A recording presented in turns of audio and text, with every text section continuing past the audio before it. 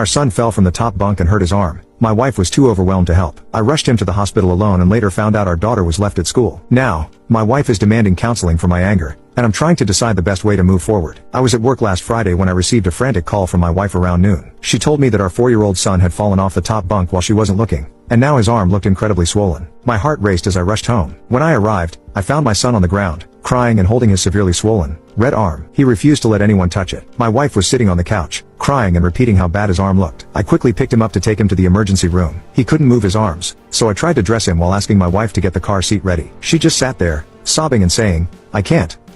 Frustrated, I managed to dress him the best I could and called for my wife to come with us, but she just shook her head. With no other choice, I drove off without her. At the hospital, they wanted to run some x-rays on my son, but he was screaming in pain. Around 3 p.m., I got a call from my daughter's school saying no one had picked her up, which was supposed to be my wife's responsibility. I tried calling my wife several times, but she didn't answer. I had to rush out of the hospital.